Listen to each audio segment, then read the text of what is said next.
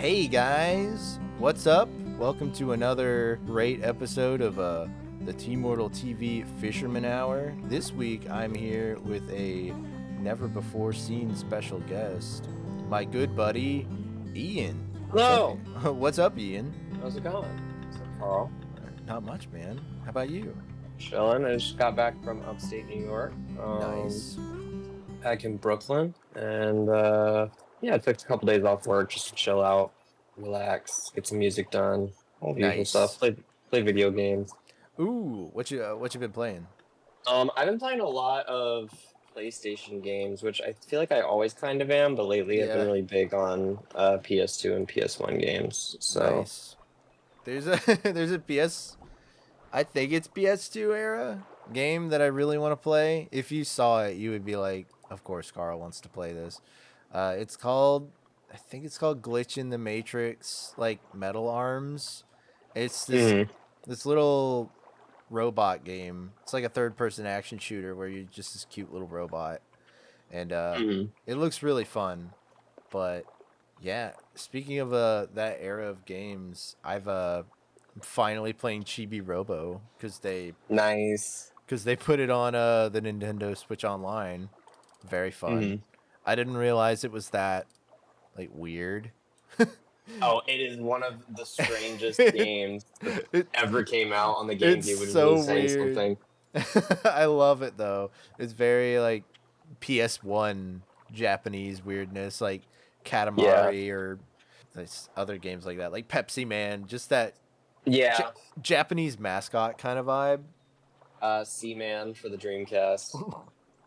What a strange one. Laugh all you want. That's a masterpiece. No, like I've watched a ton of streams of that. I completely get the addictiveness of that game loop because it's kind of got that like Tamagotchi kind of vibe of like I'm taking care of a creature, but it's just so strange, and it's just a dude in there talking to you, listen to your mic.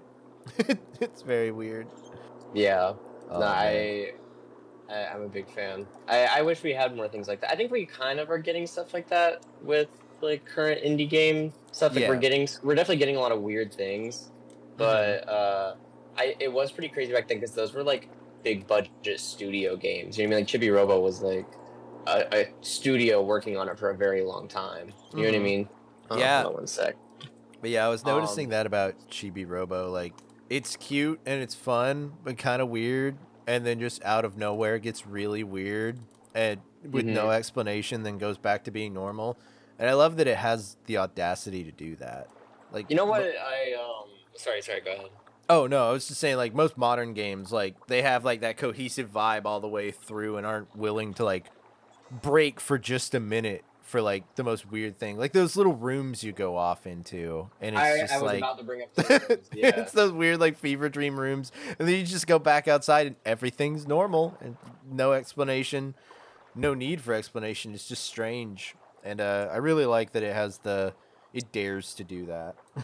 Yeah, I agree. And one of the things that I think is really interesting about the games, I remember playing as a kid and like not questioning any of it at all. Just, you know what I mean? It did not strike me as weird when I was a child, because I played it as like a little kid. You know, I got on, I was probably like 9 or 10, and all of it seemed completely normal. It felt like it was like Toy Story or something. You know what I mean? Yeah, very much so.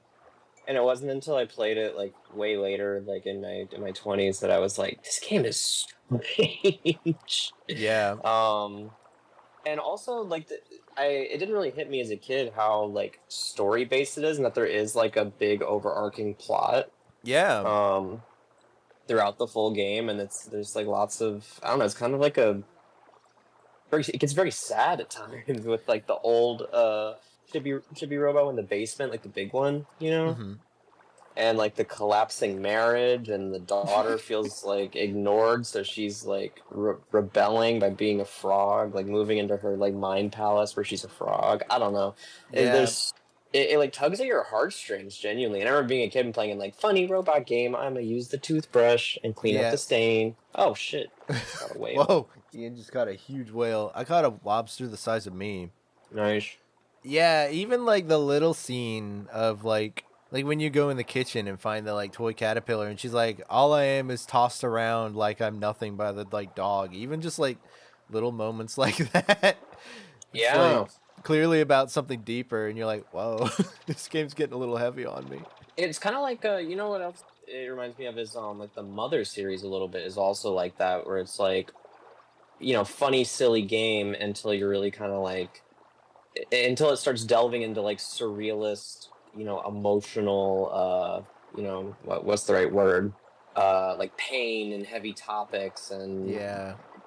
characters dealing with like very real issues, you know what I mean? Mm-hmm. Yeah, I, I haven't played Chibi Robo all the way through in quite a while, but mhm. I did I want to say maybe 4 or 5 years ago, and that was my takeaway. Nice. Yeah, I wasn't expecting, like, it's almost like a Zelda adventure game or an RPG in the way it Mm-hmm. flows. I wasn't expecting that. I thought it was just a cute, like, I was expecting more of a cozy game, I guess. Yeah. And it's a lot more of a complex game than I was expecting, which I'm kind of happy about because I was afraid it would Yeah. be like too simple, and I've been hyping myself up for years because I've loved that little robot ever since I saw him in like Game Informer when Mm-hmm. Chibi Robo came out, but I just never had the system to play. Even when I worked at GameStop, the 3DS one came out that kind of sucked, so I didn't play it. It did suck. I played But it and sucked. but I got the amiibo. I heard it sucked, so I didn't bother with it. But I made sure Yeah. to snag the amiibo. So I've had this little Chibi Robo amiibo for years, just wanting to play the original. And I wanted to own it. Like, I prefer to emulate if I own it, or I didn't want Mm-hmm. to, like, I don't know, go out of my way to do all that unless I really knew it was going to be something. But I'm really excited to get even deeper into it. I'm Well, probably gonna who's your favorite character so far? I haven't gotten far. I've only really done like the first living room area. But Mm-hmm. I I love I love the little television guy. He's just fun. Mm-hmm. He's really cute, and when like I love the image of him crying is so funny. Just like him tilted and just like waterfalls of tears. It's so Yeah. funny. He's I very love like, the however they made his voice sound too. I love the oh yeah. Yeah, he's just like it's so funny. Oh yeah. man, I love it. That Yeah, whole era had some of the weirdest games coming from all these major companies. Like, you know, Capcom put out Beautiful Joe around that time, which I oh did yeah. play Beautiful Joe like literally just this weekend, Oh and I was crazy. like, I'd played it before, but I hadn't done like a new run in quite some time, and I was like, God, this game is so bizarre. Like, how did they think of this? Yeah, yeah. I've never played that one. I want to get more into the GameCube era of like hidden gems from GameCube because I like that's kind of when I was becoming aware of video games in a way that I cared about. Mm-hmm. Like I mentioned it before, I didn't really have them much as a kid, but I would play them when I would go like to friends or family's houses, and like Kirby Nightmare in Dreamland is on GBA was the first game I ever saw where I was like, I want to play that. And then after Yeah. that, GameCube kind of like fell down the hole. So like that era is when I started caring about games. So I have a real soft spot for GameCube and PS2 era aesthetic and all Mm-hmm. that. It was just such a prevalent era because there was a lot of shovelware too. But Yeah. so there's just so much out there, and I'm like, man, where are the diamonds in the rough? I want to know because I'm Yeah. sure there's even some like shovelware ones out there that are like, hey, this may look stupid, but trust me, it's actually pretty cool. I gotta send you like I had so many PlayStation 2 games because like I was hold on one sec, let me catch this fish. I'm also eating lentils out of a can right now. I so my family was like basically a couple. We were always kind of like 1 to 2 console generations behind. You know what I mean? Mm-hmm. So for like the 2000s, like I was all into PlayStation 1 because that's what my dad had. We didn't have anything else. You know what I mean? It was the PlayStation 1. So it was like all the Final Fantasies and like all the like Vigilante 8 and Twisted Metal, Mm. all that kind of stuff was what I grew up playing. And then we got a PlayStation 2 for Christmas. But the PS2 had already been out for like quite a while at that time. So I was able to like I remember, you know, I would mow my parents' lawn or like do chores for my grandma and shit and like go to GameStop and all the PS2 games would be used because everybody's buying PS3 games at that point. You know what I mean? Yeah. So I was able to get like so many of these like hidden gem PlayStation 2 games for so cheap at the time, whereas now, you know, they're running. Now there's the resurgence and all that era, so people are selling them in the box for like hundreds of dollars and stuff, which is crazy to me. Yeah, we've hit the bell curve where all of that's now entering what is considered retro and vintage gaming, which is kind of Yeah, upsetting to think about, but it is. yeah, and we ended up getting a Wii later down the line, literally because I was at a game store in Tennessee, and it was like it wasn't like a vintage game store by any means, because it was trying to be like a new age one, but they were just had really out of date stock. You know what I mean? Yeah. So they still had like those old what were they called, like kiosks, like a GameCube kiosk that they used to have in like movie Oh theaters and yeah, like shit. the store displays. Yeah. They had one of Yeah. those with Melee, and I played Melee, Oh and I was man, so like, I played adventure mode with Kirby. So it's going back to Kirby, and I nice. remember being so like enamored by what I was experiencing that I asked for like a Wii for Christmas or something, and then I just used the Wii to play GameCube games. Nice. Yeah, I think my first system was actually a PSP, which is wild, but Mm-hmm. uh, our first like home console was a Wii as well, and like my parents got it, you know, with the idea it's like at least this is like motion controls and we can all play it together. It's kind of a family Mm-hmm. console, which is pretty cool. But I remember we just got the Wii, and I remember like, oh, sick! This can play GameCube games, all those games I wanted to play past generation. So I kind Mm-hmm. of did the same thing you were just talking about with like PlayStation One. I was just excited to go to GameStop and find the used GameCube games that would run Yeah, on the no Wii, shit. because like I had played a bunch at like my friend's house, like Wind Waker. I was big on the Lord of the Rings, Return of the King game. That one's really Mm-hmm. fun. Yeah, I love that game. There's so many like cool little GameCube games. If you I haven't played Time Splitters, man, you got to play Time Splitters. That I Time Splitters 2 might be the best game on GameCube. It's so good. I played the multiplayer split screen with a friend back in that era when I went over to his house. I have one of them. I don't know which one it is. Let me look. I have Time Splitters 1 on PS2 on my shelf behind me, but I haven't played it yet. I picked it up at a retro store at some point. Yeah, I remember like that was like my whole strategy was literally to just try and like clear out like, especially once I got a car, like once I was a teenager, I was like driving to GameStops in like South Carolina that like I had a feeling nobody was going to, Oh, and nice. being like, you know, looking at their Game Boy Advance section when at that point like the PS4 was out, you know what I mean, and being like, okay, can I find like Drill Dozer or like Golden Sun Yeah. or oh my god, what was like a big one for the DS? Like I remember getting The World Ends With You like pretty like Oh, around that yeah. time, and that being like one of the best games I'd ever played. Yeah, Yeah. but going back to Kirby, because I knew we wanted to talk about Kirby today. Oh, yeah, I don't mind talking about Kirby. I can talk about Kirby Yeah. forever. Oh, man. But How yeah, about that Air Riders, bro? they just did the Air Riders Direct. Man, it got me so pumped. I think like I always loved City Trial and the free run and running around as a kid, but I never really got the racing when I played it as a kid. It Mm-hmm. never like clicked with me. But like watching the whole Direct got me excited. I plugged my Wii back up and even streamed it the other night, and I got it running on the EMU deck on the Steam Deck, and I've been like playing it chilling in bed at night as well. Nice. I've been getting back into it, man. It's even cooler of a game. Like I like it more now than I even did as a kid, honestly. Oh It's yeah, I agree. really fun. Like I loved it as a kid. My younger siblings loved it too, which after I'd moved out, I, you know, I left my GameCube and my games and stuff back in Georgia after I moved, mhm. and I didn't even realize that like my younger siblings, who they were probably like, I don't know, like 9 or something by the time I left, Mhm. that they ended up growing up playing Kirby Air Ride together, and I didn't even know until years later when I brought up Kirby Air Ride to them, I think with the new one coming out, and they were like, "Oh my god, we played that game together so much as a kid," and I was like, "Oh my god, you did? Like I didn't even know," you know. Nice. So I didn't have friends to come over to play the city trial with. I only had the CPUs. So I Mhm. got really into like the races and trying to get like, you know, high scores in the time and stuff like that. Same with Double Dash. Like I was trying to do like time trial mode. You know what Oh I mean? yeah, for sure. City trial was super fun though, and I do remember like maxing out that screen where as you accomplish things, it's like a little Yeah, board. Yeah. the checklist. Oh man, Hmm.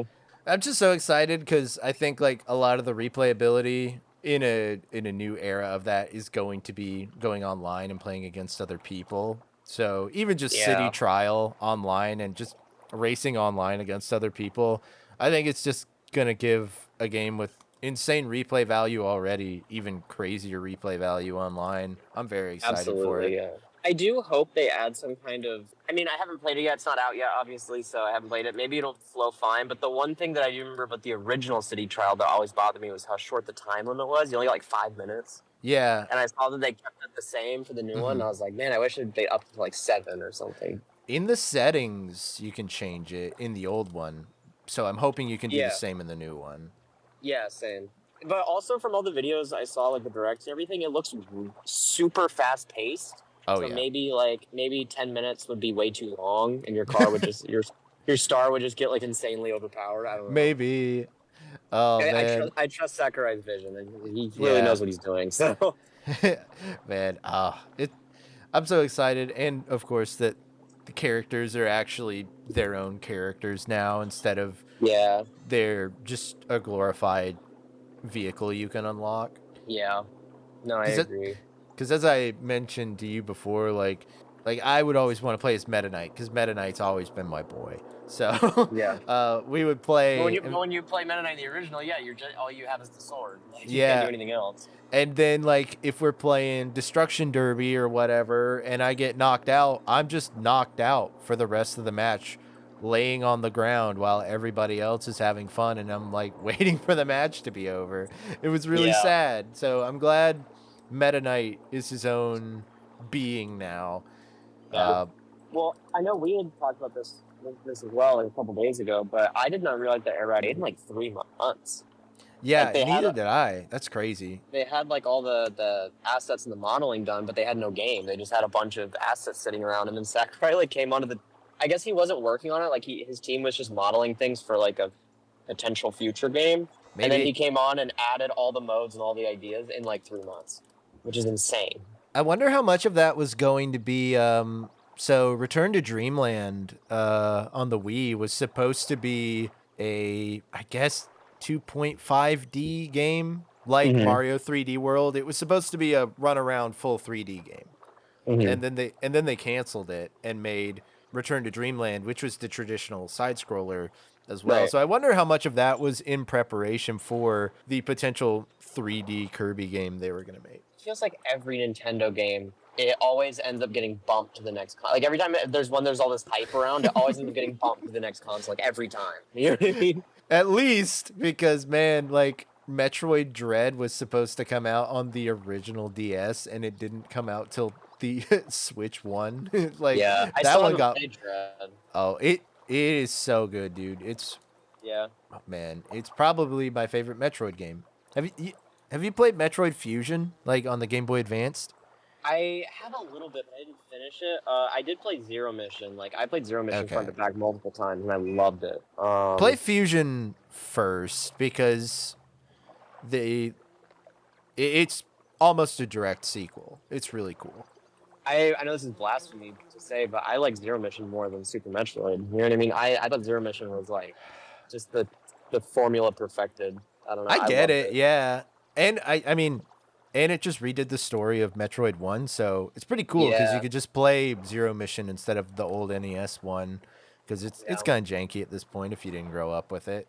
Yeah. What's the going back to Kirby? I actually never played that 3D Kirby that came out on Switch. At that point, I was very like, oh, Forgotten Land. Yeah, I still have my Switch, but bro, it's so busted. Like, I have the original model, like from the first run that hit the US, and it's like the Joy-Cons don't work if they're connected. Like, I can only play in portable mode. You know what I mean? It's like, it's a nightmare to use at this point. Yeah, honestly, I can't. Like, a lot of people hate on how the Switch 2 is just an upgraded version of the Switch, but it's insane how much of a difference that made. It's such a better build quality. Even just getting the Switch 2 made me go back and play Switch 1 games that I hadn't touched yet, and I was just having a blast on new hardware because it just felt so much better to play. And Yeah. yeah, I think if you end up getting a Switch 2, like it'll be the perfect time to go back and play old stuff you haven't beat, like Kirby and the Forgotten Land, which is actually getting a. If you already have the game, you'll only have to pay like $10 to upgrade to the Switch 2 version, which will get you like better performance and the DLC expansion, Mhm. which is really cool. But I love that game. It's easily my favorite Kirby game since Squeak Squad, which is saying a lot. I love Squeak Yeah. No, I Squad. know you love Squeak Squad. Man, You remember yeah. the Kirby tier list right from the that Discord? Oh yeah, man, I made one on stream forever ago, and I wish I could find it, like, because I stand by it. I need to get Mhm. back. I was playing all of them through Marathon. Maybe I'll pick that back up after I beat Chibi Robo, but I left off probably after beating the first world of Dreamland 3, which, man, what a Rayman 3 cool is game. so good. Yeah. It's I mean, such I a don't good think there's a game. bad Kirby game except maybe like Mass Attack on the DS, Yeah, it's kind but, of well, but and other also than that, oh my god, what was the robot one? Planet Robobot? I Yeah, love Planet Robobot. I didn't It's like that one. oh really? That's crazy. I love Robobot. It's My favorite. Oh, sorry. Go ahead. Go ahead. did you play all the way through it? No, I did not. Dude, the So ending is nuts. It's like it maybe goes insane. maybe I should try it again now because I also when Yeah. I played it, I remember it was like my younger sibling's copy, and I was just Ah. playing it while I was home. So it wasn't even like I didn't sit down with it and really give it the proper chance. I played it for probably like a couple hours. It's like okay, Yeah, for sure. If you do like all Kirby games kind of do, like it's pretty fun, and then like it kind of picks up halfway through, and then once you get to like the last 2 or 3 worlds, it just goes insane, and it's yeah. really cool. I love 64. I think that's probably my favorite. I think Kirby Yeah, 64 is like an absolute masterpiece. yeah, And also Superstar Ultra is really good. I love But Superstar Ultra. the thing about Superstar and Superstar Ultra that I think is what makes it so good, or at least like my favorite part of it, is the Hmm. Great Cave offense. I don't know why they never made a Great Cave offense like its own game. You know what I mean? Like Well, a what? have you ever played Kirby and the Amazing Mirror? Have not.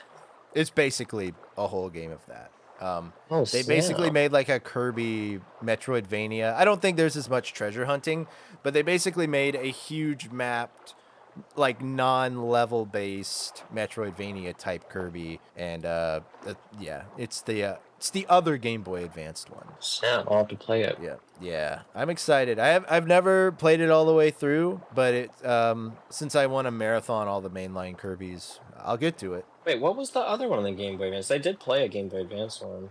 That was Nightmare in Dreamland, which That's the one I is played. Yep. so good. Also, you could beat it in like an hour. So Yeah.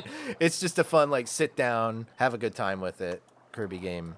Yeah. Which, to get nerdy, it's literally just a Game Boy Advance remake of the Kirby's Adventure on NES. So it's the first mainline console Kirby game made GBA fidelity, and it's great. It's the Yeah. way to play that game. Yeah. That's the game that activated my neurons in my brain for liking games.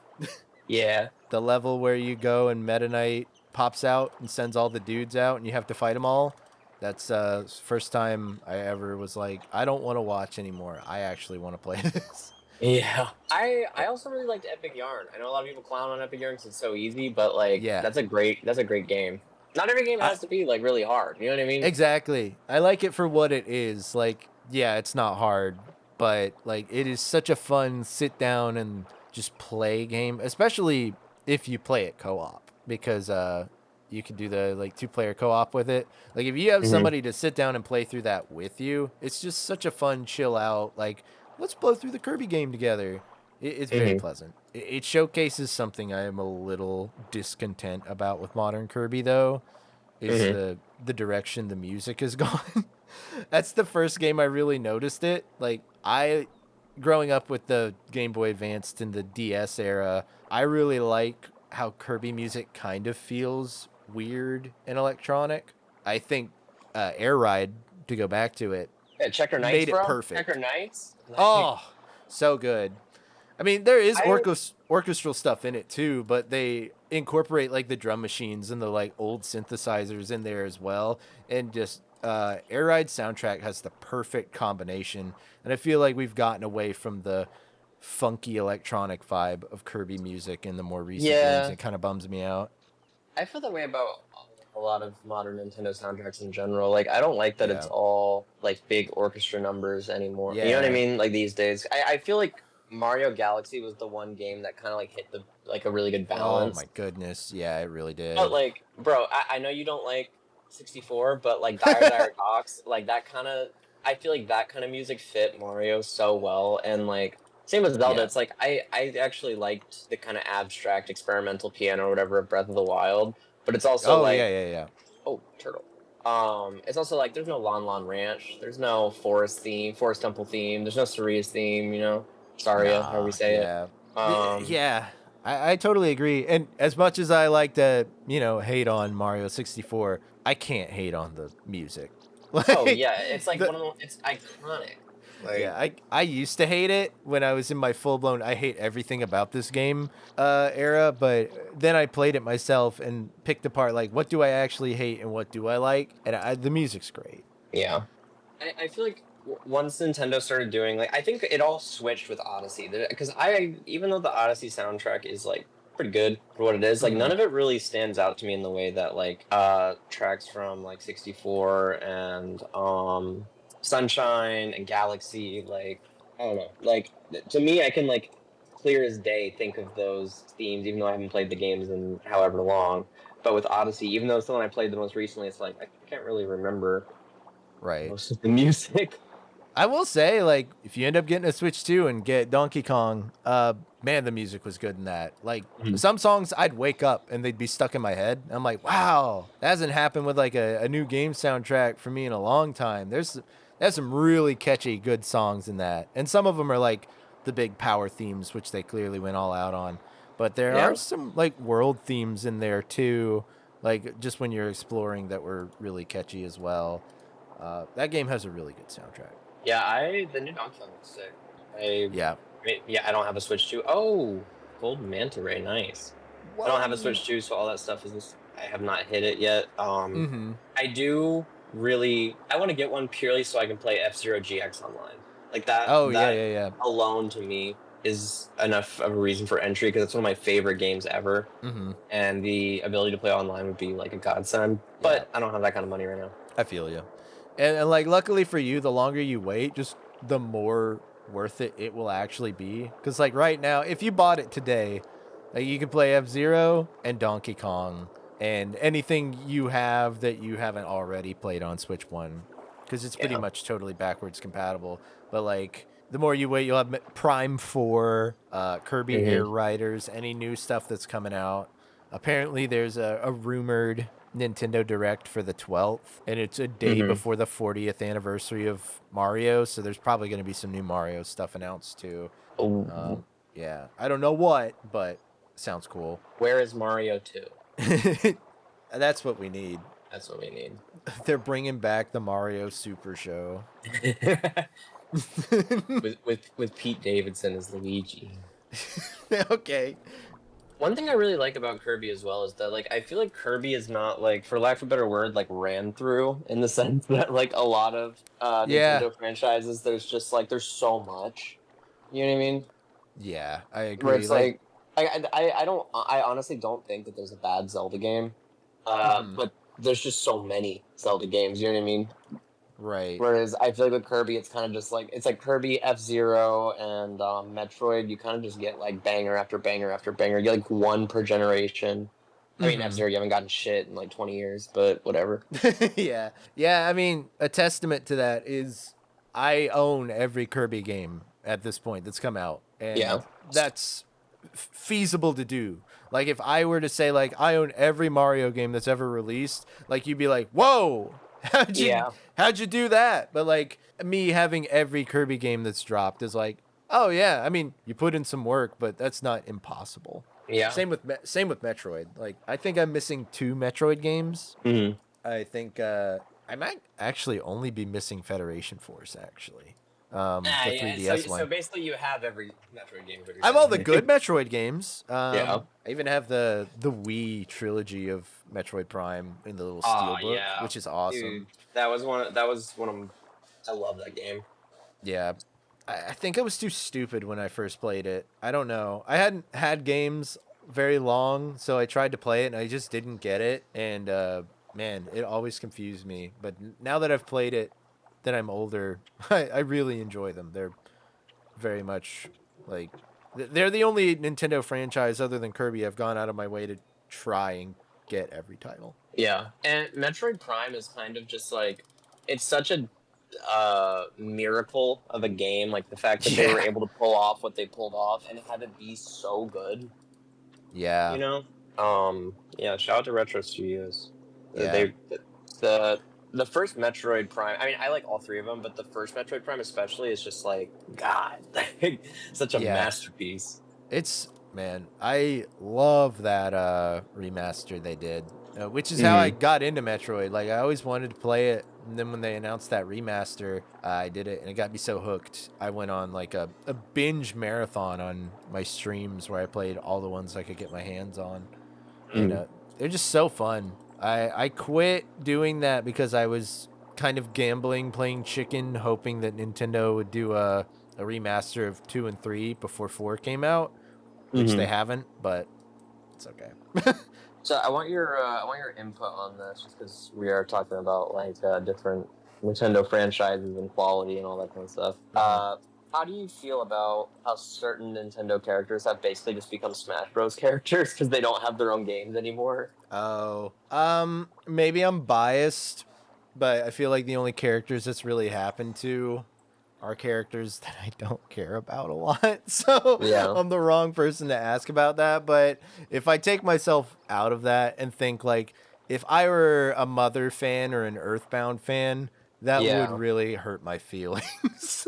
yeah, That like Lucas is the guy from Smash Bros. Like that's yeah. sad to think about. As a Lucas main, yeah, Yeah. I mean, I get okay, so I guess I feel that way about Rob. Like yeah, fair. I love Rob, you know. Oh wow, Carl loves the little robot guy, but yeah, same deal. Like when are we going to get another Rob game? That's a good question, actually. What would a modern Rob game be? I think they would have to do like Donkey Kong Bonanza and just be like it's a whole new thing. It's just got the same guy in it.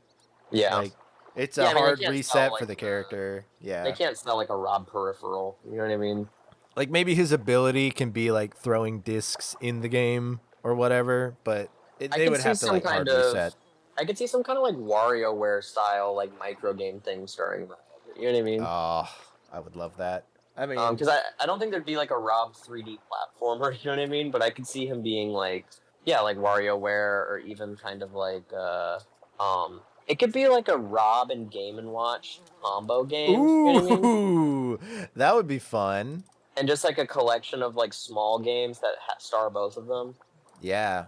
Oh man. I mean, we're also 2 steps removed now from like Star Fox being that they're just Smash Bros characters. I don't know if we're ever gonna get Yeah. another Star Fox game, but I feel like we will eventually, probably, but yeah, Star Fox is fucking dead in the water after that Wii U game. yeah, because I remember Nintendo saying like when Star Fox Zero was coming out, they said in an interview like we don't know if the current generation cares about Star Fox. Star Fox Zero could be the make or break for the franchise, and then it flopped. So I'm really scared.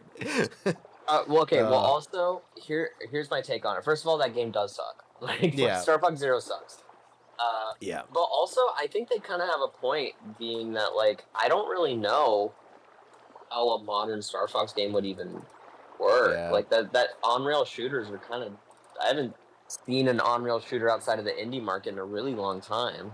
It's true. I guess like, did you play Assault on the GameCube? I did, yeah. I think that more level based and even having like fun ground missions that aren't gimmicky could be cool. Like I love Assault. I think it's Yeah. I love Star Fox Assault. I don't I but wasn't gonna say anything, but yeah. but yeah, I love that game. And I think like that level by level having a really like interesting story with the characters and even like this is the ground mission where you play as Falco. Like I think it was pretty fun. Like following the way that like the Star Wars Rogue Squadron games did. Like just do that. But See, yeah, that's what I was thinking was something kind of like Star Wars Rogue Squadron and but Star Fox. I think would be really cool. But no more chicken walker, no more No, gimmicky yeah, motion controls. Like you none have of to use the that. gamepad nonsense. Like none of that. Like, don't Yeah, make me platform in a two-legged walker in my Star Fox game.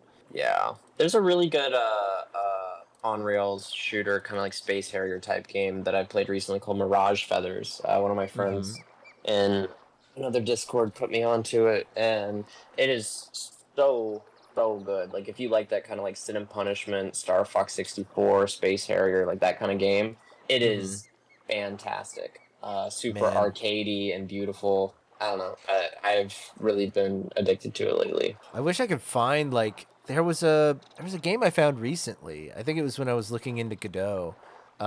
Somebody made like a really good Star Fox clone, but it kind of like fleshed it out to be their own thing. And I meant to send it to you because I know you like those kind of games, but I forgot. I'll have to dig back through. I'm sure I saved it somewhere, but because I've always been a fan like of Star Fox, like the characters. So even if you got a little bit more story based with it, I think that'd be really cool. Yeah. Oh, I had this idea the other day. Like, what if a new Star Fox was basically like, you know, how Nintendo takes like these bigger, cool game concepts and kind of makes them more like easily accessible in like a really fun way. Like, what if a new Star Fox looked like Baby's first Armored Core? Oh yeah, I can see that. And Beautiful like idea.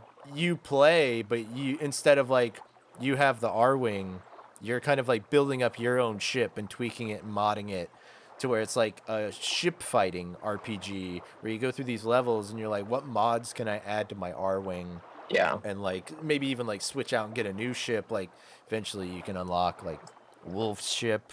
Like maybe he joins your crew and you have the ability to buy those parts. And by the end of Yeah. it, it's almost more of like that same game flow of like a mecha game, but Yeah. it's Star Fox. I think that would be a really cool way to do it.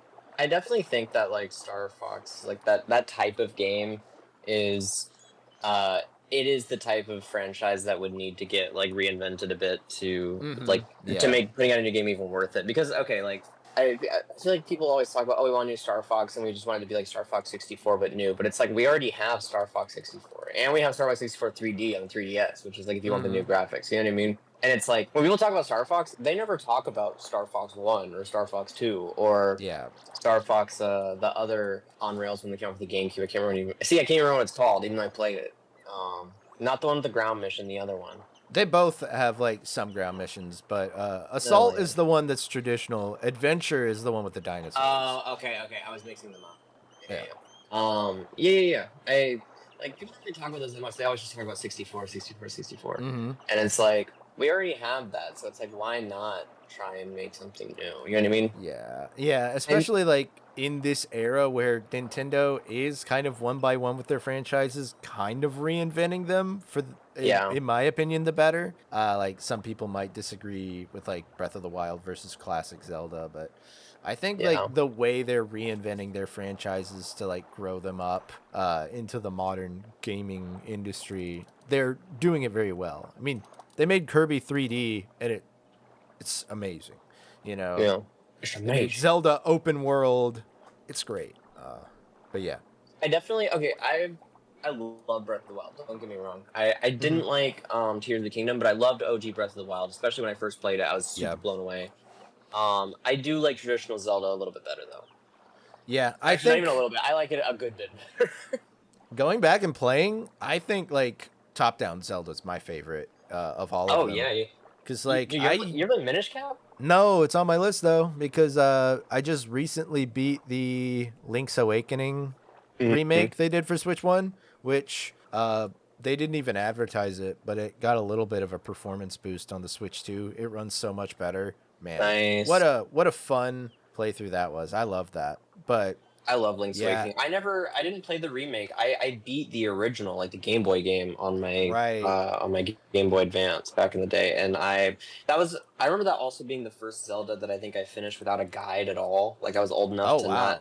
not have to look up because when I played Ocarina of Time, I was like a child, and I Right. didn't not know how to figure out like where the fire arrows were and like shit like that. Mm-hmm. But I remember playing Link's Awakening and being like, I'm gonna beat the old Zelda and I'm not gonna look anything up. And it's not a hard game, but like I Yeah, do yeah. remember feeling like a real sense of accomplishment when I did. I mean, there's some stuff even I had to look up in the remake, if I'm being honest. Like, I was very confused about some things. So, like, honestly, pretty cool that like it's something to be proud of, I think, because there are some Yeah. things in there that are a little like, you really have to lock in to figure that one out. I think that is one thing that's great about those older games is that because most of them were so small, like they lended themselves a lot more to like figuring it out yourself and like Mm-hmm. experimentation because it's like there literally only is so many things you can do. You know what I mean? Yeah, There's only so many items, so many like squares, only so many characters. Whereas like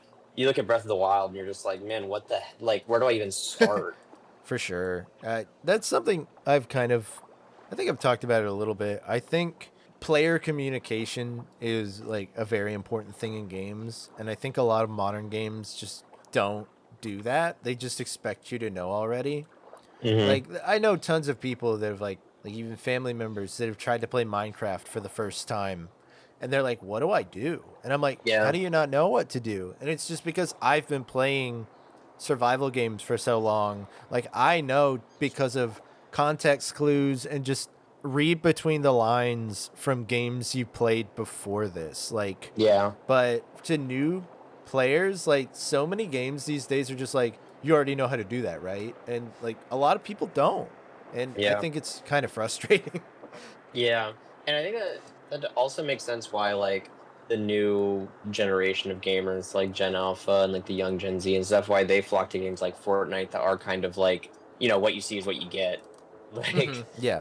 as opposed to like more you look at like the Dark Souls of the world and the way old school Zelda works and all the old Castlevanias, all that kind of stuff, where it's like a lot more involved Right. mentally, and why those might be like on the decline a little bit. hmm That's something I'm having to go back to Chibi Robo again. It's just so fun. Like the whole game just feels like a big puzzle RPG in a way. Hmm. And I'm having so much fun playing it, being like, I don't know how to get up there. I got to figure out how to get up there and get that thing. And Hmm. it's like, it's just so fun to problem solve in a little game like that, where it's like, what are you gonna do to get up to the coffee mug? Like, Yeah. it's just a great time. I love that. Man, I really want to replay Chibi Robo. It's been a long time, and that game's so good. I would love a physical copy one day, but maybe I'll wait till whatever this spike in awful prices of retro gaming is. Like I went to the retro game store near me recently, and they had a loose copy of Tomodachi Life for the 3DS for $109. That's Jesus. absurd. That's like Yeah. there's no way. You're out of your mind. Dude, I really don't get how Gerald on my keyboard. He's like a little Gerald face. sent a Oh, message. it's a little face. It is. It's like a tongue up winky face.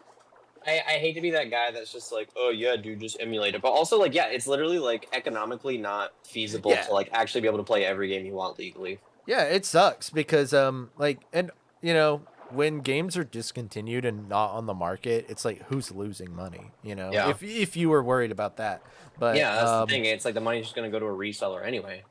yeah, it's and like when a reseller's like I'm selling a loose 3DS game for $109, that's like it's not that rare. Like I'm going to look it up right now. Like even just on Dude, eBay. there's two copies at my parents' house, like right now, because my siblings played the hell out of Tomodachi Life. Let's see. Shopping. Oh, geez. eBay is kind of going nuts with it. Yeah. Okay. For some reason, this game is kind of expensive right now. I don't know why. Well, they're coming out with a new Like, one. That might have something to do with it. that's weird. Loose on eBay is like 114. People are out of their minds. No way. Forget it. Yeah, I hate that. Like I like because I just enjoy having games that I care about like in my hand on my shelf. But yeah, like you can't get them all when they're this price at stores. It's Yeah. ridiculous. So, also new gaming news. Apparently, like the Elden Ring demo is at Gamescom for Switch Mm-hmm. 2, and it runs terribly to the point where they're not allowing anybody to record. Damn. and On and of Switch course, 2? yeah, and everybody's like Ouch. complaining, you know how it's been. Like anything they can blame on Nintendo, they are. So they're like, Nintendo's at it again. The Elden Ring copy for Switch 2 runs terribly when literally every FromSoft port for every game has been absolutely garbage for the past like 10 games they've released. Yeah. It's like, I don't know how much of this is Nintendo's fault. I think FromSoft just didn't optimize their port like they always do. Yeah. But I've never, to this day, I've never played Elden Ring because my computer can't run it. dang, that's crazy. Well, maybe if you get a Switch 2, it'll be patched by the time you do. It's fun. Do you like Dark Souls 2? Dark Souls 2 specifically, like the second one? Yes. I have never played Dark Souls 2. I Okay. played Dark I Souls hate 1. Okay. I played Dark Souls 1 and I thought it was pretty good. Yeah. I played Sekiro and I loved it. Mm-hmm. I played Bloodborne and I thought it was overrated, but it was pretty alright. Okay. To be fair, I went into Bloodborne thinking it was going to be like the best game I ever played because I thought Sekiro was so good. And then one of my friends whose opinions and taste I very much trust was like, oh yeah, if you love Sekiro, you're going to love Bloodborne. It's the best game FromSoft ever made. And so I went in Interesting. with very high expectations. And I got my ass handed to me, but not even in a way that like I could, because you know I 100% Sekiro. Like I can play a hard game. You know what I mean? Yeah, for sure. But no, I just felt like Bloodborne was like, I don't know, it just didn't click with me. I get it. Bloodborne, depending on what day you ask me, either Bloodborne or Dark Souls 3 is my favorite. I love Bloodborne, but I do think that maybe I would say it's like objectively the best Souls game. I don't know, but I think it is one of those things where like one could argue maybe it's too perfect. To where like some of the charm that makes those other games fun is a little lost on it. Because it's like the perfect bubble where you can just play Bloodborne, everything's super streamlined, it's not hard to pick up, you know, you blow through it, cool story. It's not like Dark Souls 3 or Dark Souls where you have 3 games of lore that you have to piece together. One story, one and done, streamlined, that's it. Yeah. And it is perfect at being exactly what it is in that moment of time, and then it's done. You're all done. But like Dark Souls, so much of Dark Souls feels more like home because it's a world that's had like multiple games and all this lore. I don't. It's tough. I love them both, but yeah, Well, Bloodborne. I like how in Dark Souls you have like multiple different kinds of builds you can do, and from what I've seen, same Yeah. with Elden Ring.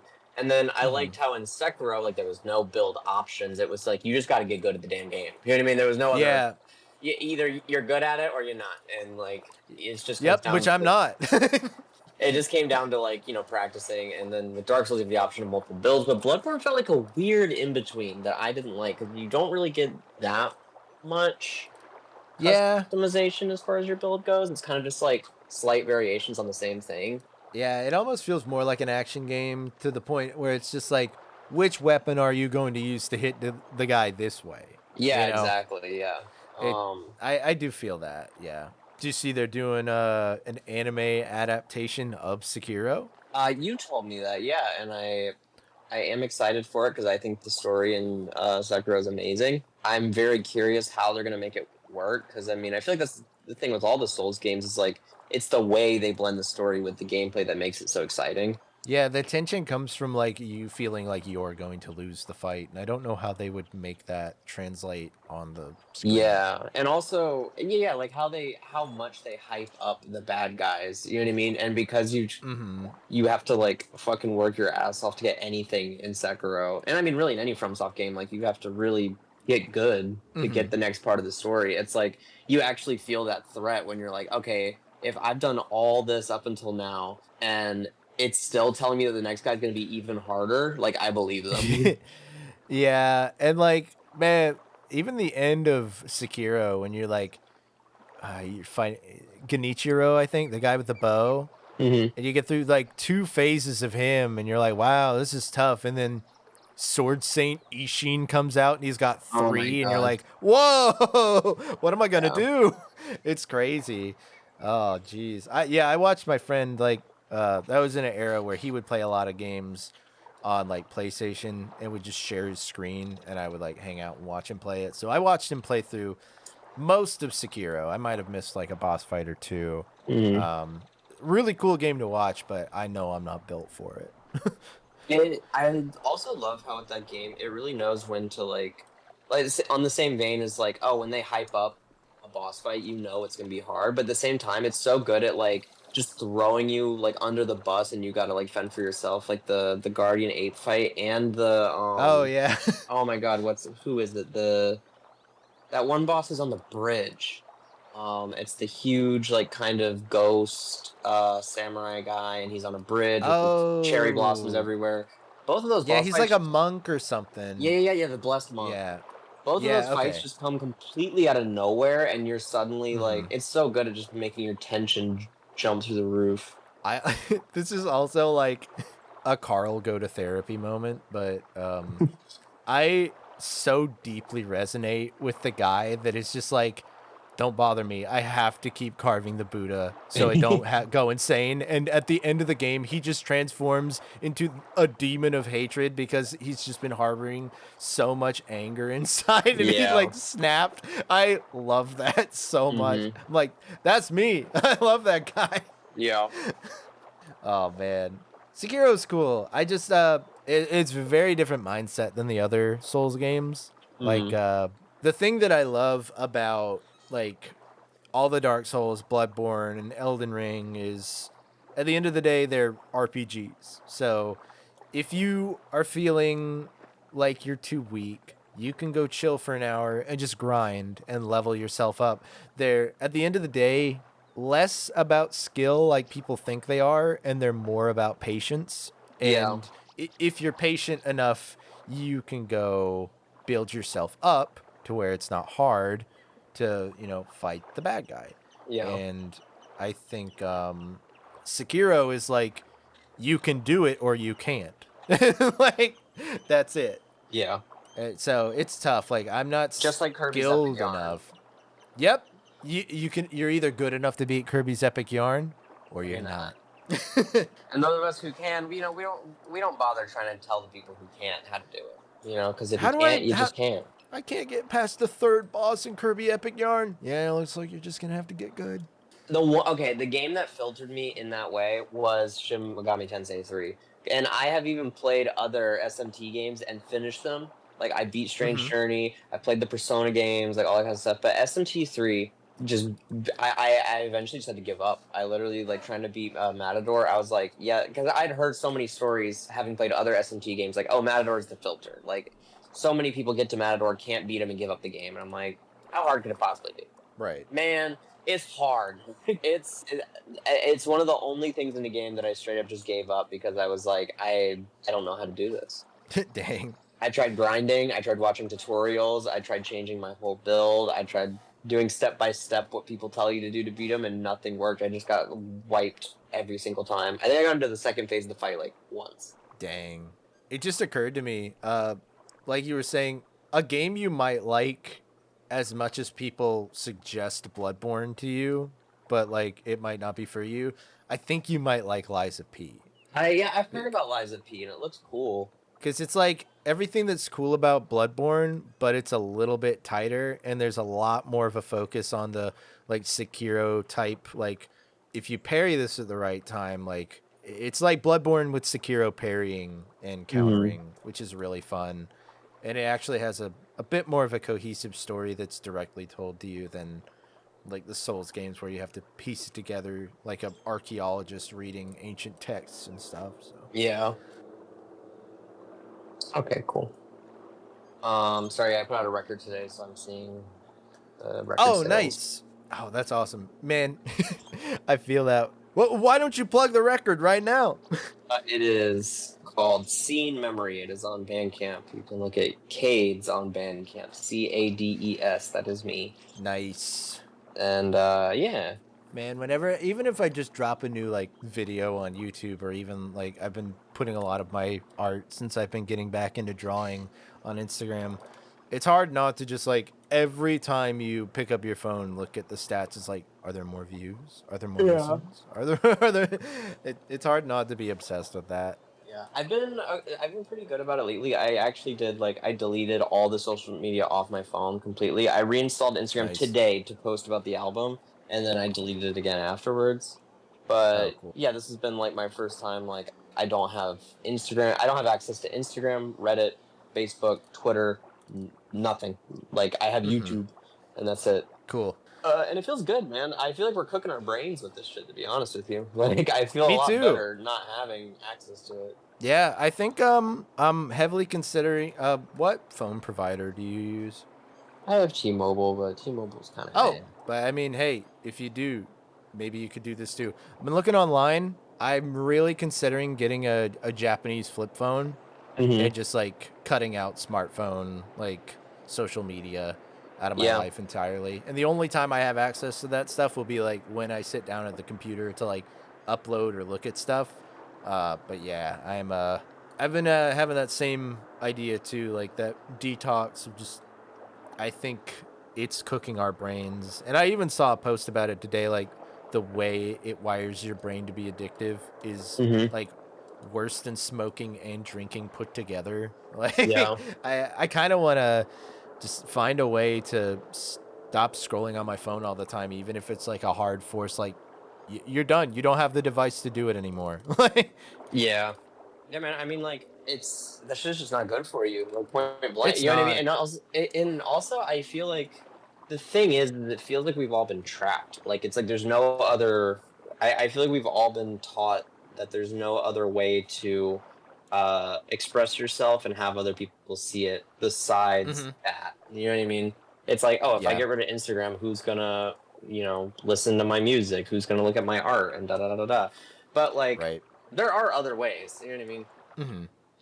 And like phone providers have kind of like locked us into it as well, because like I was saying, like looking into these like Japanese flip phones, like the big ones like Verizon and AT&T, they just straight up won't support them, and because they want to keep you in that infrastructure. But T-Mobile will support them, so that's kind of cool. But yeah, they just want to keep you scrolling, because like the more you scroll, the more you look at ads, the more you're on their devices. They have you like trapped in that infrastructure, and I want out. Like get me out of it. If you take if you draw, right, like you can it's going to cost some money, but you could you buy some frames, go to your local coffee shop, be like, hey, I have some art, do you mind if I put it up for a week? You know what I mean? Right. And if you guys want like a cut of the money, if anybody buys anything, then by all means. Or if not, if it's fine that I can just put it up, then let me. Or you can go to the park and set up a little stand and be like, here's my art. You know what I mean? That's true. Yeah. If you make music, you can record it onto a CD or a cassette, go to a record store. Oh shit, hold on. I don't want to lose this fish. I don't want to lose this fish. Okay, thank God.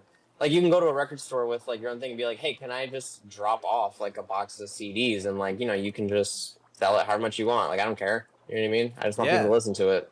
Or you can for sure. You can go to another show and like talk to the people who played after the show and be like, hey, I make music too. Here's a USB with all my music on it. Here's a CD.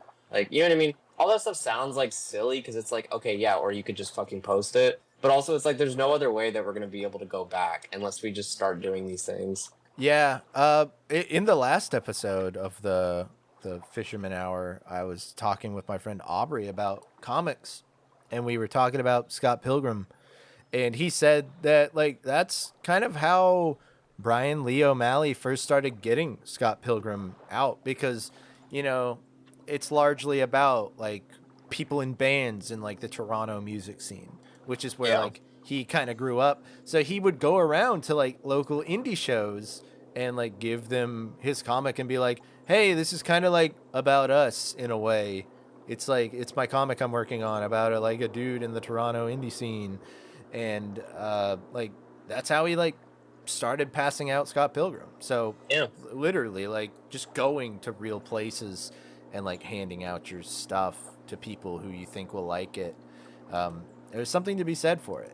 Yeah. Um, And so I've been trying to like get rid of a lot of stuff in my life as well. Like just like shit I have around the house that I don't use anymore. You know what I mean? Like little synths or like records I don't listen to, stuff like that. And one thing I've mhm. realized is that I can't get rid of a record if a friend of mine gave it to me. Okay. Like If I it's got like can't, sentimental value, yeah. yeah, or even just like even outside of like sentimental value, it's just like the fact that well, I guess that what I'm about to say is sentimental value. Just the fact that someone like made the effort of like getting a physical thing and being like, Ian would like this and giving it to me. It makes it I so that feel that. like when I'm like, getting rid of stuff, I'm like, oh, I can't get rid of this. This was like such a nice Mhm. thing for them to do. And I Yeah. feel like that, you know, think about it with like posting. It's like, when was the last time a post made, oh, I can't like delete Instagram because that one post my friend made was so nice. You know what I mean? Like we've been so conditioned to just not care anymore. It's Yeah, lost all yeah. kind of emotional value. I remember seeing a while back, like I don't remember who said it, but somebody was talking about like even like punk bands like posting on social media. Somebody was saying like how do you be counterculture in an age of like social media and Yeah. stuff like that? And like because of the way social media is and how like algorithmic and how it feeds and eventually forces everything into sort of being its own brand and marketing, uh, inherently everything on social media becomes like its own like company kind of brand. So the only way to truly be quote unquote counterculture is to be like offline, Yeah. like you're saying, like take your drawings to a coffee shop or like sell your albums at like a local record store or something. Like the only way to truly be counterculture is to break out of like internet culture, which is To break out of the a very matrix, bro. interesting. Yeah, well, unplugged, dude. But but Well, no, yeah, like but I also, yeah, like what you're saying is so true. Like, yeah, you kind of can't be counterculture and like contributing to like literally the biggest culture, like universal culture that's ever existed in human history. You know what I mean? yeah, yeah, it's That is true. that is literally all just being run by advertisers, like completely, Hmm. entirely. That's the entire reason it's there. For sure. And Yeah. I mean, that doesn't make me like anti like don't post your stuff on YouTube. I'm sitting here. We're recording a podcast. yeah, Like, true. Yeah. but like it. I hope If you're only going to be you, distributing this podcast on cassette to sailors. You're going to go to the dock and offer it to them. yeah, I'm gonna go to a truck stop and be like, need something to listen to on the drive. Here you go. Here's my fishing Um, podcast. it's like, but yeah, It's available only on Laserdisc. Cut them myself. amazing. No, but Oh, also like no, and I feel like here's the thing is like because I've talked to this with a couple people, and sometimes like yeah, but like how much notoriety or notability are you even gonna be able to get by doing it that way, as opposed to like you can post something and thousands of people see it immediately. You know what I mean? mm-hmm. And it's like Yeah, okay, yeah, but are you doing this to do it, or are you doing this for like the praise and attention? You know what I mean? Or like just to do it yeah, in the hopes that like you make it big someday? Like you know what I mean? Because in that case, you're yeah. just doing it for money, not because you want Mm-hmm. to do it. For sure. Yeah, that's a conversation I've had to have with myself multiple times. Yeah. And I have luckily for myself come back to the I mean like I've tried to quit YouTube, Twitch and like 3 or 4 times each and drawing I just got out of a 7 year burnout art Hmm. block and I'm finally drawing again. And like I have reached the point where it's just like I just enjoy doing this stuff so much. It's so fun to me. I like making content. I like making YouTube videos. I like Yeah. making podcasts to where I just like I can't stop doing it because it's like what I want to do with my spare time. I like get so excited when like I edit something and I finish it and I'm like, "Whoa, that came out really cool." It's just fun. But Yeah, yeah, if and like you're that's totally different to like trying to build a brand with like the intention exactly of influencing people and being for like sure. being picked up by sponsors. You know what I mean? That's totally different. Yeah, for sure.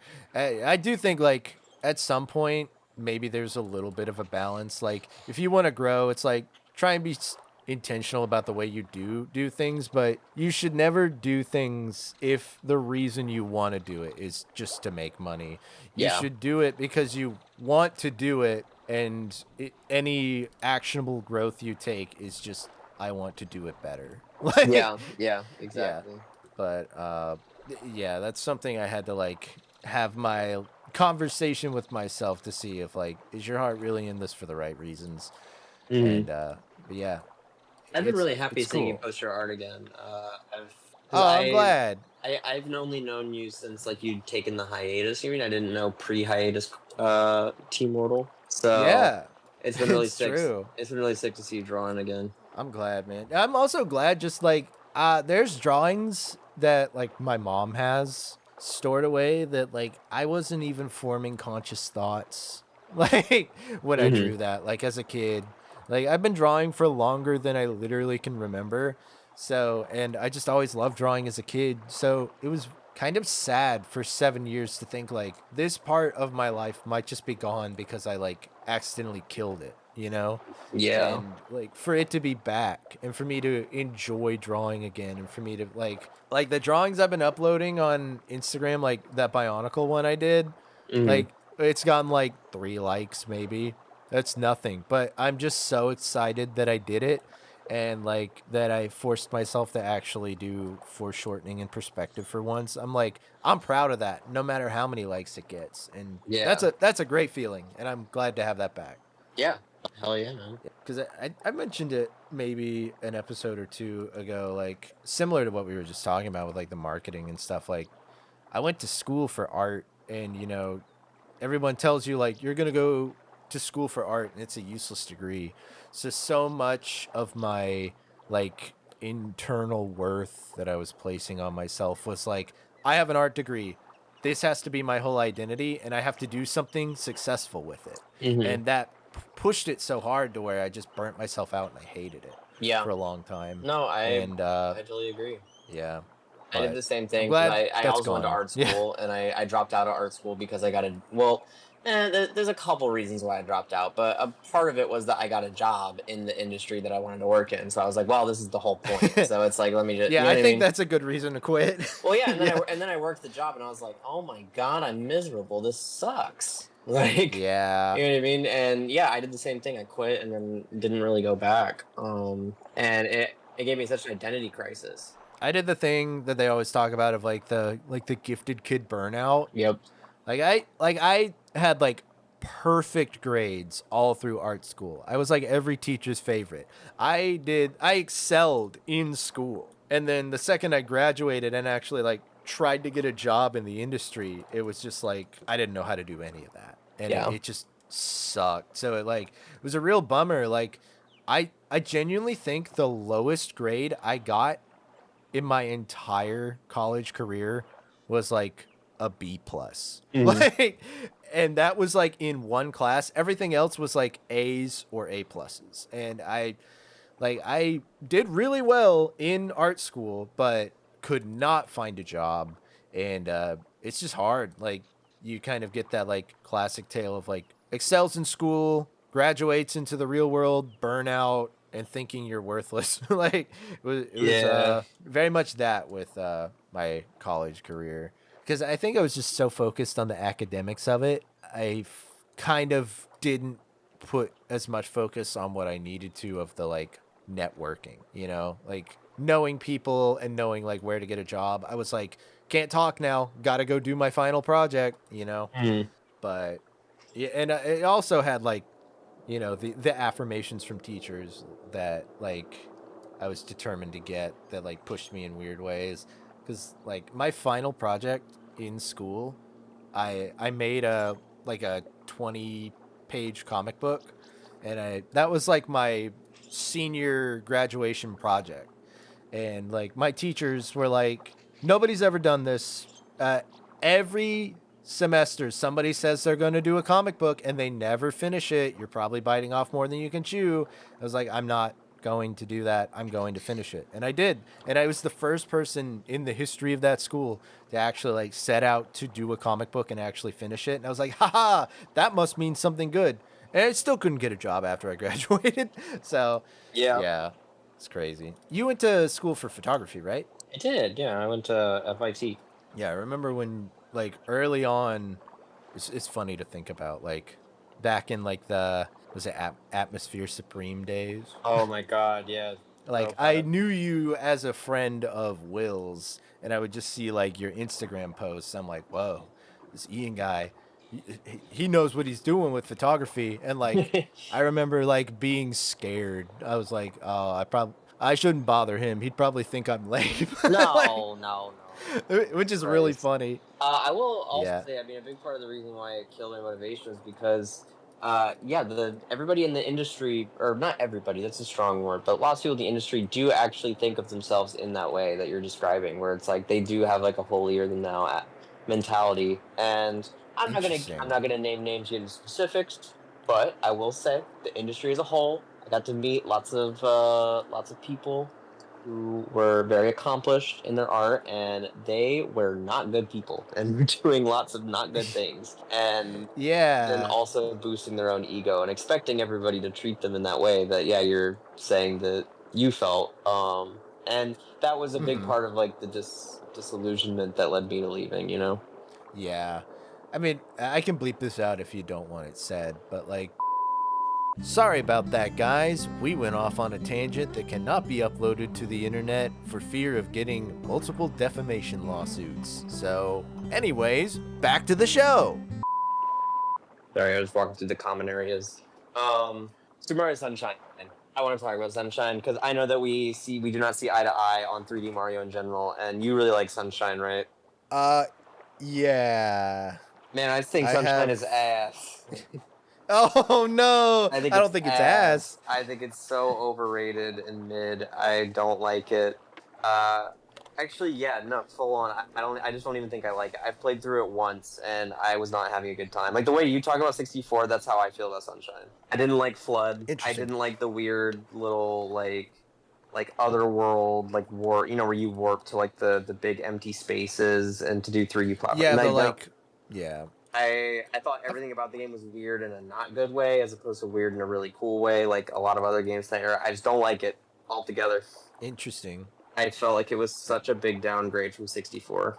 I uh I want to say I love it, and then I immediately think of the level where you have to roll a watermelon down the beach, and I'm like, Yeah, do I love it? But when but I okay, love it, I love it. but Sunshine is like all that. It's like the watermelon thing, the lava, like where you're on the leaf thing. There's the pachinko machine thing. There's the thing where you're getting flung by the big dudes, like over the in over the big chasms, and they'll just fling you wherever they want. And it's like that's like the whole game. Like it's just shit like Oh that. man, I I, guess so. Maybe that's it. Like the first world before you go to that first island, I think is like the most fun Mario game. Like what is it? Like it's not Delfino Plaza because that's the hub world.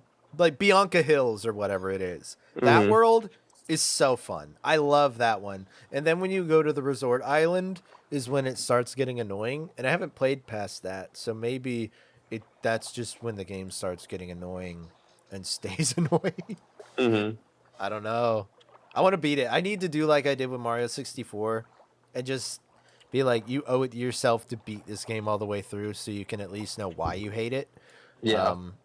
Because that's what I did with Mario 64. And I did come out as I wanted to with more of like, I like this and I hate this. So at least I have an informed opinion on it. Yeah. Maybe I should give Sunshine a shot. Actually, Yeah, no, because I played it recently and I still didn't like it. I really want to get into speedrunning the Bionicle game for the GameCube, just Mm-hmm. because like, who cares about that game? But speedrunning takes a lot of practice, Oh and that's yeah. that's frustrating. I I just want to be gotten good at it now. I've been getting into Cruelty Squad speedrunning, and yeah, the dudes Okay. are just cracked. Oh, that reminds me. I gotta watch a Donkey Kong Bonanza speedruns now because the whole time I was playing that game, I was just like, I can't wait to see how people speedrun this. It's just such a fun game to move around in. I'm sure there's some crazy speedrun things. I think my friend told me currently the fastest speedrun is like 45 minutes, which is like Ow. insane. I don't know, but yeah. I'm excited for you to play that game when you get to it. I think you'll like it. It's got a lot of vibes, and it's the same dev team as Mario Odyssey, but the director sat down and replayed every Donkey Kong game before he started directing it. So it's just oozing with Donkey Kong love, even though it's not made by Rare. Really, really cool. I think it's really sick that they did Donkey Kong as kind of like their launch title. You know what I mean? That to me is like showing that like they're gonna use this generation to really like hone in on like the games Nintendo's known for besides Mario and Zelda. Because I feel like Switch One was literally like Mario, Zelda, Mario Kart, Smash, Yeah, and then like everything else was like just ports or like really good dropping important things, Carl.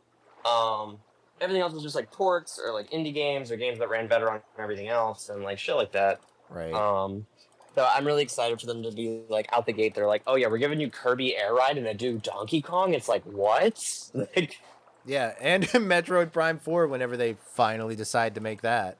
yeah. But it won't be long. I think like I have a friend who's really mad that it still doesn't have a release date, to the point where he's afraid it's going to get pushed to 2026, which it's a possibility, but I don't know. I have faith. I think they're going to do a kind of a shadow drop where they're just like it's out in a week or something like that. But man, so far, and if the rumors of the new Animal Crossing are real, I think that'll be really we need neat. new Animal Crossing because they did us fucking dirty with New Horizons. Come on. Yeah, I love New Horizons. I did too for like 2 weeks. Yeah, the thing is they like did the content trickle thing with it. Like, I think that game might be better than New Leaf if everything that's in it now had launched when the game launched. But the fact that they like staggered out all the content and you basically had pretty much done everything by the time everything was out, that kind of like it does put a bit of a damper on the way it did. But yeah. Also, like every other Animal Crossing that I played it for like a year plus. You know what I mean? New Horizons, which was during the pandemic, I was done in like I want to say like by 3 weeks into a month, I was like, all right, I feel like I've done everything. yeah, I have like almost 500 hours in that game. To this day, wild. it's crazy. But like respect. Maybe I'm just being a grumpy guy. It's tough though, because like some of the coolest stuff, even from like New Leaf on the 3DS, I'm like, I miss this. Like, I miss being the mayor, or Tom Nook being the mayor, and just the way New Leaf was. Also, the soundtrack in New Leaf absolutely like blows the New Horizon soundtrack out of the water. Yeah, here we go again with the new Nintendo soundtracks. Yeah, the soundtrack of New Leaf, like every hour, it was kind of different, and they might throw in a little bit of the main theme sometimes. But New Horizons was just like, remember the motif from the main theme every single song. Literally, it was kind of boring. Also, the alpaca shop. I love those guys. Yeah. They're like, oh man, I love New Leaf so much. I wore the rubber analog stick thumb pad off my 3DS. I played so much New Leaf. Damn. It's like I was addicted to that game. And it was so funny because I had never played Animal Crossing at the time. And my boss was like, Carl, you would love Animal Crossing. How have you never played it? And somebody left a copy that we couldn't even trade in at GameStop at the time. And it was so disgusting. It was like completely brown from being like in a nicotine room where just they had done nothing but smoke. It was like, it looked like if you watched a movie and it was like Fallout, post-apocalyptic wasteland. Oh my God. And somebody's like, look, I found a cartridge of Animal Crossing. It looked like that. And like we couldn't trade it. We couldn't like put it in our inventory. We certainly couldn't sell it. And I was like, hey, I've never played Animal Crossing. Can I take this home? And he let me take it home and I played it, and sure enough, now I'm a full-blown Animal Crossing fan. Have you gone back and played the GameCube one? No, I want to go back and play the Wii one because I tried to play it. Looking back after that, I had played Animal Crossing in high school because when I got a Wii, I was already disillusioned. I'd already played Halo and Call of Duty, and I was like 15 years old, and I was like, I want to play shooting games. And back when you could go to movie rental stores and rent video games, I rented The Animal good old Crossing for a days. week. Yeah, I rented Animal Crossing City Folk and was like, this is boring. Where's the action? And so like I probably played it for like an hour and then was like, this sucks. So I want to go back and get more into City Folk. I think I tried to do that back when I was only doing YouTube Let's Plays, but it didn't last long. But yeah, I would love that vibe to come back where like you have your town and then you have the city where you can go to all the shops, which sounds from leaks that the new Animal Crossing might kind of have that vibe. So I what are don't the know if leaks you've saying? heard the leaks are that it's going to be like open world city planning. So you like go and build a city instead of an island, and you even have like a little car and you can drive around, and there'll be a lot of shops and stuff, which sounds interesting. That'd be cool. Yeah, I like that idea. I love the idea of cruising around in a cute little Animal Crossing car. Yes, But, yeah, it has been like 5 years since the last one. yeah, I know we'll get a new Animal Crossing at some point, just partially because of the pandemic. But I think Animal Crossing sold the Switch. Like, Yeah. it kind of probably like financially saved Nintendo during the pandemic. Like people were coming to GameStop to buy Switches just to play Animal Crossing with everybody else. Oh yeah, I know multiple So, people who bought a Switch just for Animal Crossing. and so I think Nintendo knows how big of a moneymaker Animal Crossing is now. So I think it got probably bumped up on their list of priority franchises to the point where like they're going to be wanting a new Animal Crossing to sell the new system as soon as they can. And I've already seen TikToks of people being like, I don't like what's going on with the new Switch 2, but the second they announce a new Animal Crossing, I'm in. Like, Yeah. it's going to be the way they switch all of the negative discourse if they want to. Yeah. Which I'm okay with. I love Animal Crossing. I think that this generation for Nintendo is probably going to be like, okay, we've done the remakes. It's time for us to like start putting it. I mean, I know this is kind of just going off of what we were saying before, but yeah, like it's like Switch One. There was so many remakes, and the only like, oh no, that's not even true because Switch was around so long. We did get a lot of. Well, no, because Switch was around for like a decade, and like, what were the new like franchise titles that we got? We got Odyssey. We got Breath of the Wild. Yeah. We got that 3D Kirby, the fully 3D one. We got new Animal Crossing. What are the other ones? Maybe some of the Fire Emblem ones. Like some of those Fire Emblems were crazy. Three And, Houses like is I don't really know good. because I'm not like a big Fire Emblem guy, so I don't really know what's different from that to the others. But all I know is Fire Emblem fans ate that up. Like, I really loved Three Houses. I played the shit out of it when it came out. I kind of got disillusioned to Fire Emblem, unfortunately, just from the Smash standpoint. Kind of like we were talking about earlier, like characters become the character from Smash. And I got so tired of Fire Emblem characters being added to Smash because I think outside of their own games, it's just another blue anime character with a big sword. Yeah. Which I know is the meme.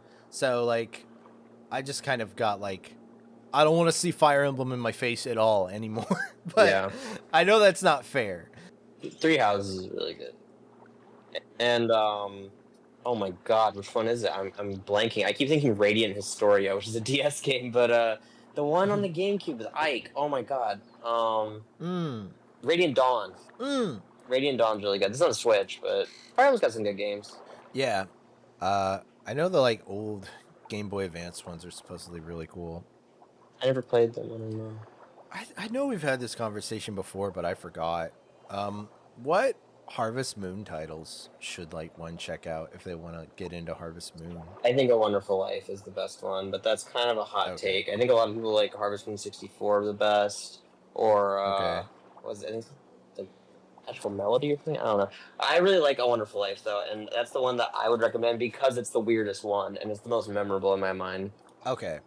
Every single NPC in that game is so goddamn weird, and I don't know why. Well, that's my favorite thing about Harvest Moon, honestly. So, yeah. Especially like the one on the Super Nintendo. just because the localization's so janky. Yeah. Absolutely love that. And also, I think that this is a weird one to bring up, but I think that the marriage options in A Wonderful Life is like truly shows who you are as a person based on who you marry. Oh, that's funny. Oh Whereas I feel man. like a lot of other like games that have marriage options, the characters are like whatever, like Fire Emblem Three Houses. You know what I mean? You can romance a lot of different characters, and I don't really think Mm-hmm. you can kind of just pick whoever. But with A Wonderful Life, you have 3 options, and they're all Uh-huh. such polar opposites that it's like so you can tell a lot about somebody based on who they pick in that game. Would you say that's the same for Stardew Valley? I feel like a lot of the characters in Stardew Valley, you're like, I know what you Okay, are. well, who do you think I married in Stardew Valley? Oh, jeez. I don't know. That's a good question. Maybe Maru? Nah, I married Haley. Who? I married Haley. Haley? Oh no! Oh no! Yeah, like my sister married Shane, and I'm like, something's wrong with you, man. That guy sucks. uh, mine is usually either Penny, or if I'm playing co-op and someone else marries Penny first, it's Leah. So I modded my Stardew though to make her brunette because I don't really like blondes. that's funny. But no mod existed for that, so I just like went in and edited the sprites myself. But I really liked her personality, so I was like, I'm not picking anybody That's else. dedication. Yeah. She definitely is one of the characters who like starts out seeming awful, and then like you actually get to know her in game, and she's cool. Yeah, So, I think a lot. I mean, I think a lot of the feel it. characters in Stardew are like, they really grow on you over time, except for Shane. But Yep. Yeah. you ever played? Oh, Did you ever play man. Cave Story? No, I I did not. That would be a really fun game to play on stream. I love that game. I've revisited it recently and remembered why I liked it so much. It's a banger. Yeah. I kind of regret, like, they had really cool ones at GameStop when I was working there. Like, it had just gotten its physical copies, and they had, like, really cool things that came with it, like a sticker sheet, and it had a classic retro style, like, instruction manual inside with all the stuff. They kind of went all out and did cool stuff with it. You can buy you can download the game for free off the original website. Oh, nice. The creator put it up for free when he released it, and even despite it having like a publisher now and all that, it's still up for free. Like that's part of his deal is like you can never take the free one down. Right. Yeah, I think the only thing about like getting it physical there was like you have the collector's item of having it on your shelf and all this extra cool little like art stuff that comes with it. So it's one of those things where it's more like you're almost paying more for this extra stuff than you are paying for the game that's free online, which is really cool. Yeah. I remember, think it was Gabe Newell, good old Steam man. Remember he was saying like if you don't want people to like pirate your game, if you want people to buy it instead, give them a product that's so good they like can't refuse the offer. So for something like that, it's like, yeah, you could go buy it for free, but if you like the game so much and you want that collector's stuff because you want to support it so much, like, of course you're going to do that. Yeah. It's just like a testament to how cool that game is. Like, people will want to go out of their way to have that extra stuff and support it because it's worth it. Yeah. All this talk of DS games and older games makes me want to pull my DS back out. Yeah, I need to charge mine. I haven't charged it or played it in forever. I think I got the Oracle games when I like Oracle of Ages and Oracle of Seasons right before the 3DS shop went dead. So I should play those sometime. I have it's the new 3DS, but not the XL one. So it's like the standard size. It's really cool. But those had the like detachable faceplates. Oh, that's cool. And so I have like officially licensed Kirby faceplates on it. So it's just like a Kirby DS. It's awesome. Big. I'll have to send you a picture. I have the same with my Switch. Like I have the OG blue 3DS from like the original run.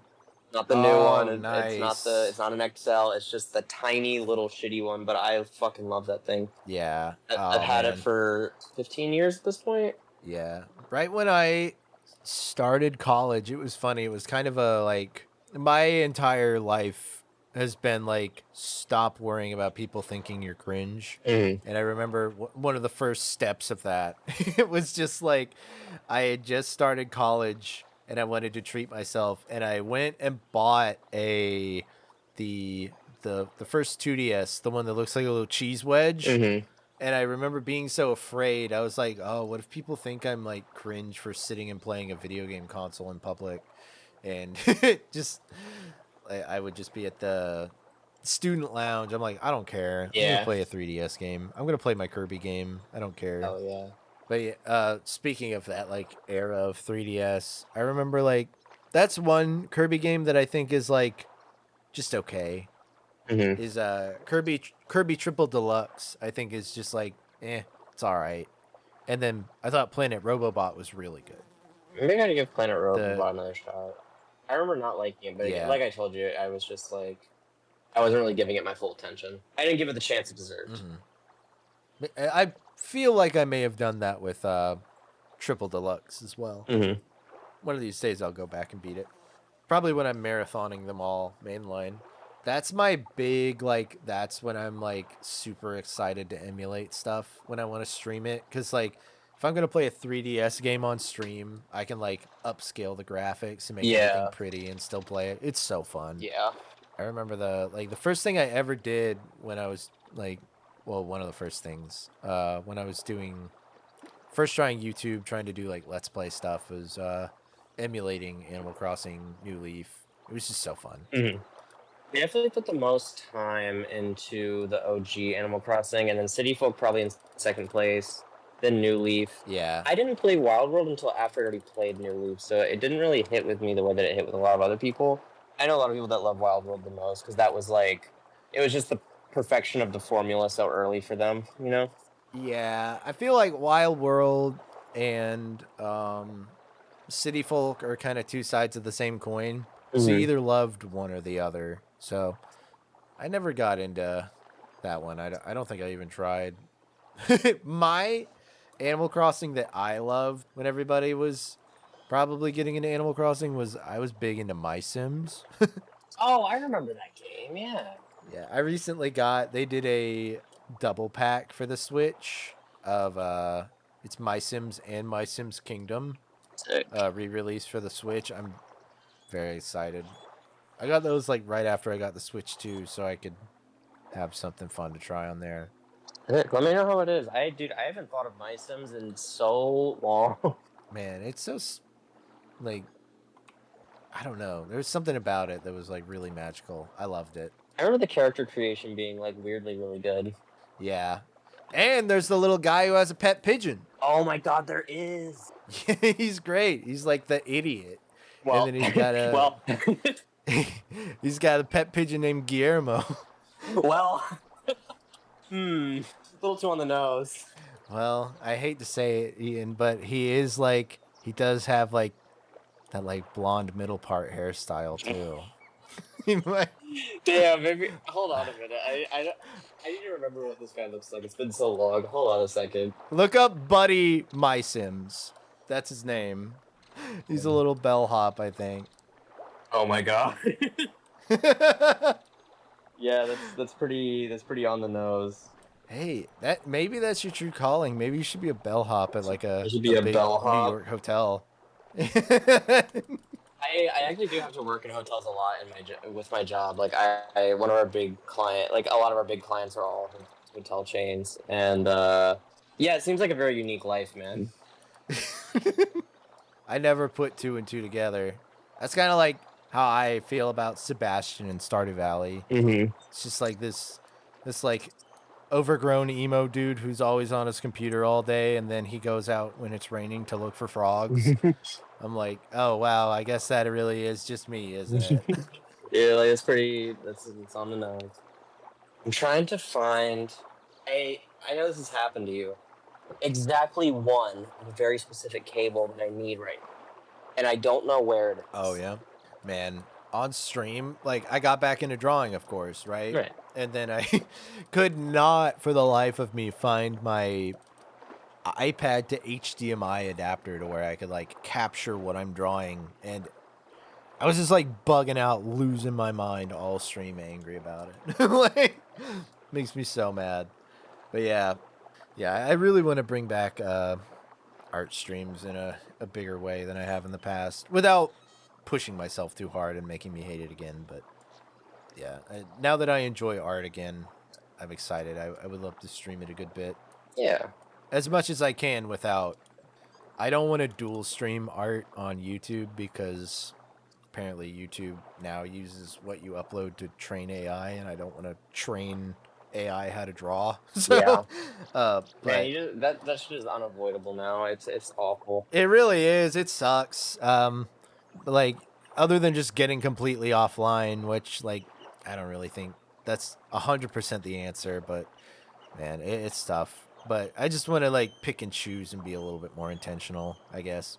Yeah. I think that's the best way to go about it. Yeah. But I mean, like, other than completely going like off the grid and not doing anything connected to the internet, like at this point, there's no way we can avoid AI just because the companies won't let us. They just want to force it into everything. Yeah. Carl, I think I need to get going soon. Okay, that's no problem. I really appreciate you hopping on. Yeah, of this course. has been really fun. Thank you for inviting me. I'm down to do it again sometime. I'm kind of just like, I'm realizing that I really need this cable, and I'm like, where the hell is it? And I'm freaking out a little bit. Okay. So I think I need to put No, my that's full fine. focus into Fight Ticket. Okay, yeah, that's no problem. Well, before you go, feel free, like, what do you want to plug? What do you want to... Where can people find you? Where can people check out your stuff and what you're up to? I would say go on my Bandcamp. It is CADES, CADES, and also on the label Grand Prix Recordings, which is based here in Brooklyn. Yeah. Outside of that, I mean, I can't really plug my social media. I still have it, but I don't go on it, so there's not you can't really reach me there. I feel that. So yeah, I would say go there, or you can also add me on Discord. It is CADESSS, 3 S's. Yeah, alright, that's my plug. All right, cool. Well, yeah, I'll definitely have you on some more. I really appreciate it. But yeah, that'll be it for this episode. Thank you all for listening, and why don't you share your favorite GameCube game? Leave a like, leave a nice review on whatever podcasting thing you're listening on. But until next time, we'll see you guys later. Peace out. Peace, bye.